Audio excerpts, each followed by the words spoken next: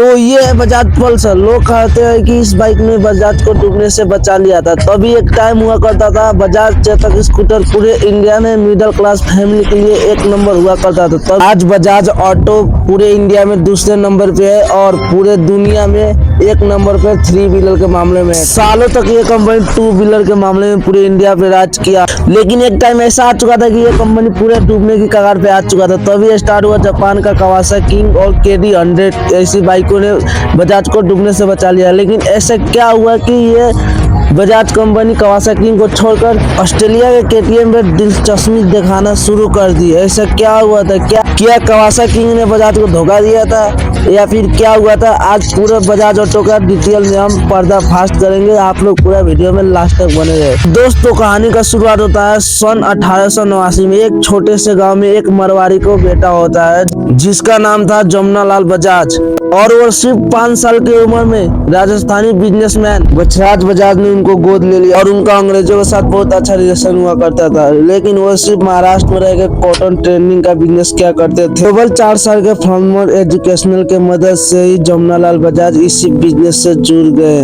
और बिजनेस के तौर तरीके सीखने लगे। और बछराज जी के मरने के बाद पूरे बिजनेस जमुना लाल अपने हाथ में ले लिए और 1927 में बछराज एस कंपनी लिमिटेड नया नाम रखे और इस तरह बजाज ग्रुप का सबसे बड़ा कंपनी का नींव रखा गया।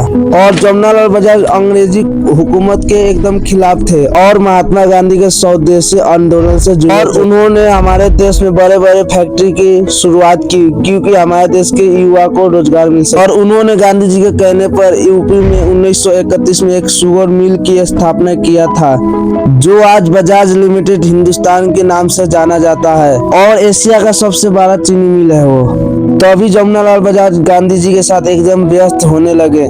तभी उनके बड़े बेटे कमल नयन बजाज उनके बिजनेस को संभालने लगे। तो अपनी पढ़ाई कैमरे ग्रीन से पूरे कर आए थे। तभी उन्होंने सोचे थे कि हमारे कंपनी को भी बड़ा किया जाए, इसे 2 व्हीलर 3 व्हीलर को एक तरफ बांट दिया और सीमेंट और छड़ को भी। और उन्होंने 1945 में बजाज ट्रेडिंग लिमिटेड का शुरुआत किया जिसको आज हम बजाज लिमिटेड नाम से जानते हैं। इसे भी आज हमारे भारत के सबसे बड़ी कंपनी बजाज ग्रुप है, तीसरे नंबर पे। वाइन मार्केट 8 लाख करोड़ है। लेकिन सिर्फ आगे वीडियो में सिर्फ हम बजाज ऑटो की बात करेंगे, ठीक है। आज़ादी के वक्त हमारे देश में 2 व्हीलर की सख्त जरूरत थी और ना ही तो हमारे इसकी इंजन थी और ना ही हमारे इसके पास टेक्नोलॉजी थी और ना ही हमारे पास इसका कोई शुरुआत था। और हमारे देश में भी पाबंदी बहुत ज़्यादा थी, हमारे देश में करप्शन भी बहुत ज़्यादा हुआ करता था। और इसीलिए कमल लाल बजाज ने यूरोप कंट्री से 2 व्हीलर किनने लगे और बेचने लगे। और फिर साल आया 1959 जब उसको सरकार ने लाइसेंस दे दिया इंडिया से सामान सेल करने के लिए। और फिर अगले ही साल से Bajaj auto public limited company बना दी गई। सबसे बड़ा समस्या यह था कि प्रोडक्शन कैसे किया जाए। तभी इटली के एक पीडाटियो के साथ एक डील फाइनल हुई जिसे उनको वेस्पा स्कूटर को इंडिया में बेचने और सेल करने का परमिशन मिल गया था। और पीडाटियो का वेस्पा स्कूटर सबसे बड़ा सक्सेसफुल स्कूटर था और इटली और इंडिया में सबसे बड़ा पसंद करने वाला स्कूटर था 2 व्हीलर।